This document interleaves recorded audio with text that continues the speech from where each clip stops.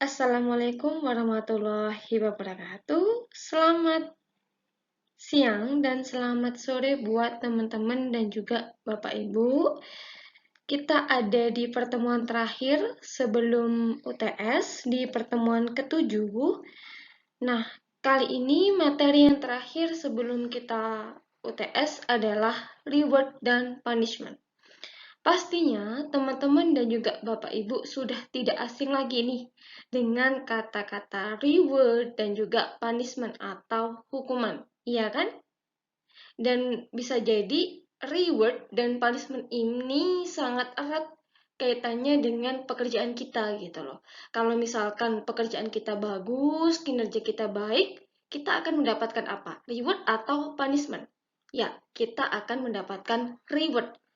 Begitupun sebaliknya, kalau misalkan kinerja kita tidak maksimal, begitu tidak sesuai dengan target, dan perilaku kita juga tidak baik begitu, maka yang akan kita dapatkan adalah punishment atau hukuman.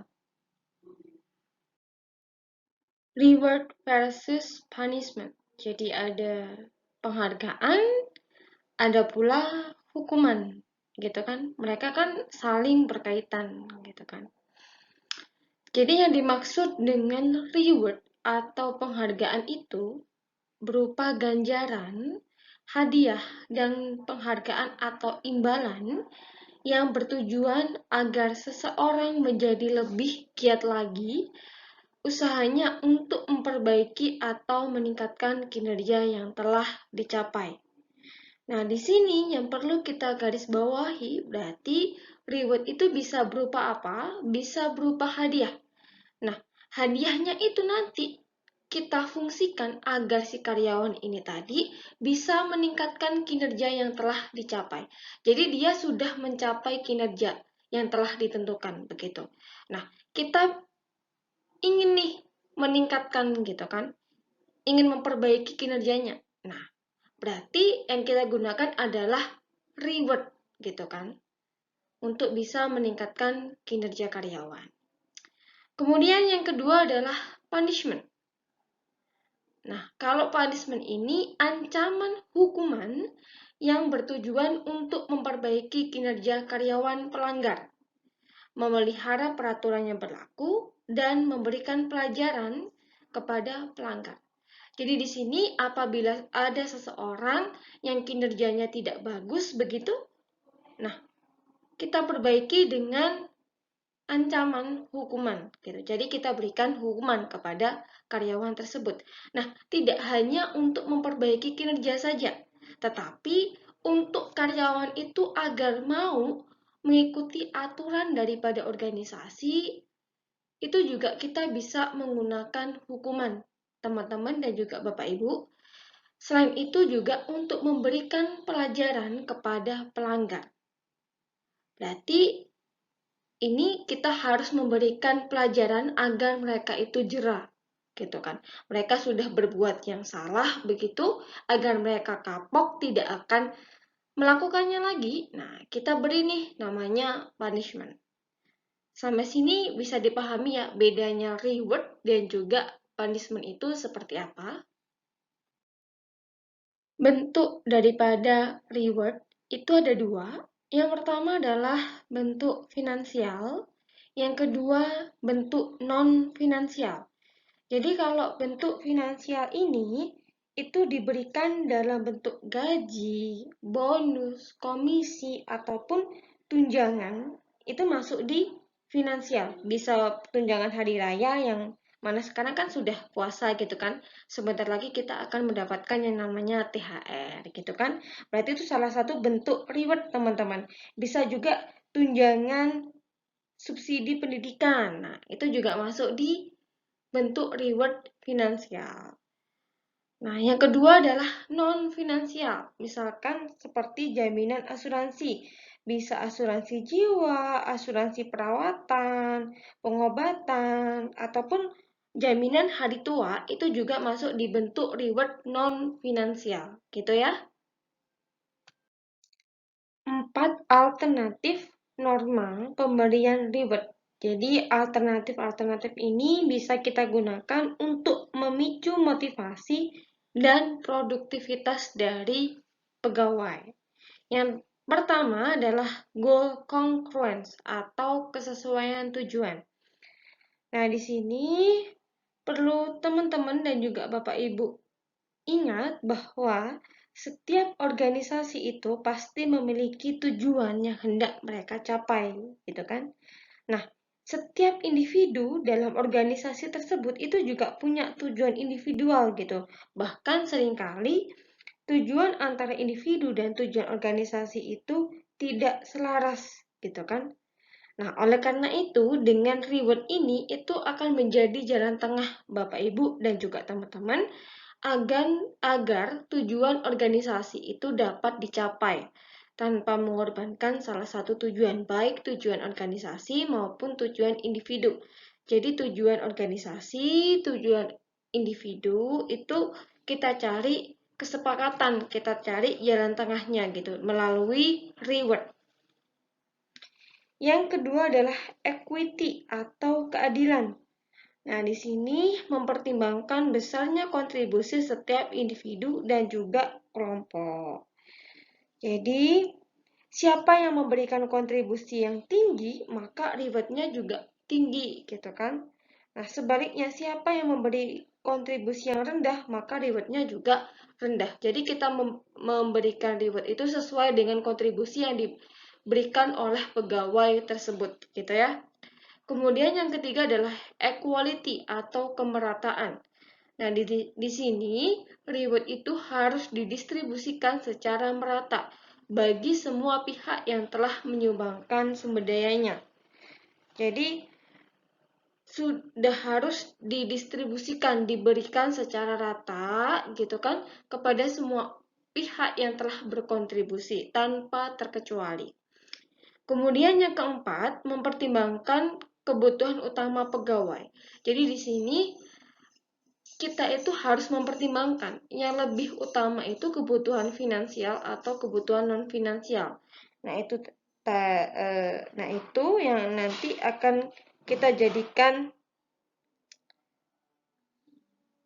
alternatif pemberian reward, begitu ya. 3 kategori punishment. Yang pertama, ada berat, ada sedang, ada ringan. Saya rasa sanksi ini baik berat, sedang, ataupun ringan itu sudah terbiasa gitu kita dengar. Bahkan bisa jadi teman-teman melihat secara langsung sanksi-sanksi tersebut diberikan oleh orang lain. Atau mungkin bisa jadi teman-teman dan juga Bapak Ibu pernah mendapatkan sanksi ini begitu kan. Jadi yang pertama, sanksinya itu berat. Misalkan sanksi berat itu contohnya demosi jabatan yang lebih rendah dari sebelumnya. Kemudian yang kedua, pembebasan dari jabatan untuk menjadi tenaga kerja yang biasa. Jadi misalkan si A ini menjabat sebagai pimpinan gitu. Kemudian karena dia mendapatkan sanksi yang berat, maka dia sudah tidak lagi bekerja sebagai pimpinan. Jabatannya turun menjadi tenaga kerja biasa. Kemudian yang ketiga, pemutusan hubungan kerja dengan hormat. Jadi di PHK, tapi di PHK secara hormat gitu. Ada juga PHK yang tidak dengan cara yang terhormat. Itu masuk di kategori sanksi berat. Gitu ya, teman-teman. Kalau teman-teman menemukan sanksi yang seperti ini, berarti dia masuk di kategori berat. Begitu ya. Kemudian sedang. Nah, misalkan penundaan pemberian kompensasi. Nah, ini sering nih terjadi gitu kan. Jadi kompensasinya itu ditahan dulu. Nggak bisa diberikan kepada karyawan. Nanti diberikan kepada karyawan setelah beberapa waktu begitu. Atau upahnya diturunkan gitu kan. Nah, upahnya diturunkan atau bisa juga penundaan program promosi yang awalnya dia itu harusnya sekarang sudah dapat promosi nih, Tapi karena dia mendapatkan sanksi sedang, maka promosinya ditunda gitu. Atau yang paling sering itu sanksinya ringan, Bapak Ibu dan juga teman-teman. Bisa teguran lisan gitu. Jadi kita ditegur secara langsung oleh pimpinan. Kemudian teguran tertulis atau pernyataan tidak puas dalam bentuk tertulis. Nah, ini adalah kategori punishment atau sanksi. Tujuan reward. Jadi perusahaan itu memberikan reward kepada karyawannya, antara lain tujuannya ada 3 ini, gitu ya. Yang pertama adalah menarik atau merangsang seseorang agar mau bergabung dengan perusahaannya. Jadi kadang seorang pelamar, gitu kan, dia akan apply, akan melamar pekerjaan di suatu organisasi apabila organisasinya itu sering memberikan reward, baik itu bonus ataupun imbalan, itu sering gitu kan. Nah, itu menjadi daya tarik sendiri teman-teman di kalangan para pelamar. Jadi kayaknya sudah terkenal gitu kan. Oh, perusahaan ini loh sering ngasih bonus dan bonusnya banyak sekali gitu. Itu otomatis kita sebagai pelamar akan, wah, bagus nih, saya lamar ke sana kayak gitu. Nah, itu berarti dengan adanya reward begitu kan, kita menjadi tertarik untuk bergabung, untuk melamar di perusahaan tersebut.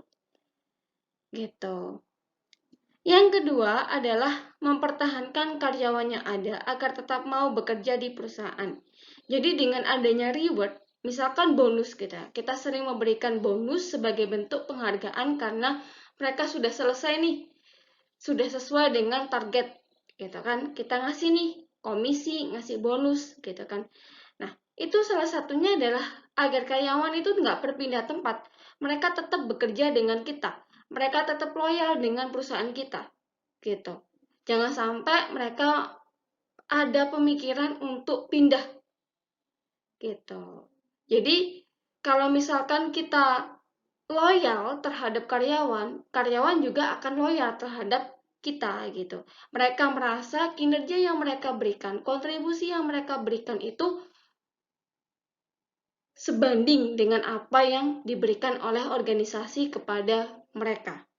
Bahkan lebih daripada ekspektasi yang mereka harapkan. Itu sangat jauh lebih bagus, Bapak Ibu dan juga teman-teman. Kemudian yang ketiga adalah memberi lebih banyak dorongan agar para karyawan tetap berprestasi. Jadi dengan adanya reward ini, jadi karyawan itu termotivasi teman-teman untuk meningkatkan kinerjanya sehingga muncullah prestasi kerja. Gitu ya.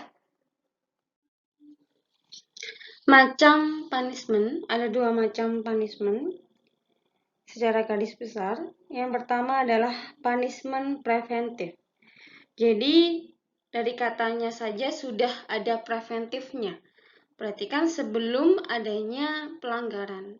Artinya dia bersifat mencegah terjadinya pelanggaran, begitu kan? Nah, jadi misalkan seperti tata tertib, disiplin, larangan, kemudian anjuran, nah itu masuk di preventif Bapak Ibu dan juga teman-teman. Karena seperti tata tertib, anjuran, kemudian larangan begitu. Itu berarti untuk kita mencegah gitu kan, mencegah terjadinya suatu pelanggaran. Gitu. Yang kedua adalah punishment represif. Berarti kebalikan daripada preventif, kalau represif setelah terjadi pelanggaran. Gitu. Jadi diadakan apabila terjadi sesuatu perbuatan yang dianggap bertentangan dengan peraturan atau sesuatu perbuatan yang dianggap melanggar aturan. Jadi di sini misalkan seperti pemberitahuan, kemudian teguran, hukuman, peringatan, nah itu bentuk daripada punishment represif. Karena seperti teguran, kemudian peringatan itu kita berikan setelah terjadi pelanggaran, gitu kan? Gitu. Kalau preventif tadi kan misalkan seperti tata tertib.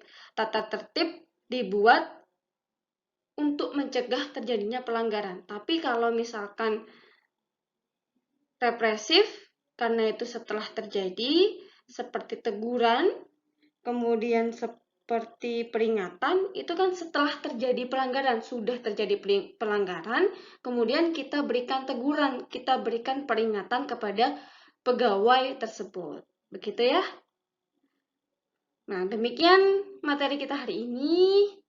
Terima kasih sudah menonton dan juga mendengarkan. Semoga teman-teman dan juga Bapak Ibu paham terkait reward dan juga punishment. Apabila ada pertanyaan, silahkan diajukan bisa melalui WA grup ataupun di kolom komentar. Demikian pelajaran kita hari ini. Semoga bermanfaat. Selamat menjalankan ibadah puasa, semoga puasanya lancar. Saya minta maaf kalau ada salah kata, baik saya sengaja maupun tidak. Akhirul kalam, wassalamualaikum warahmatullahi wabarakatuh.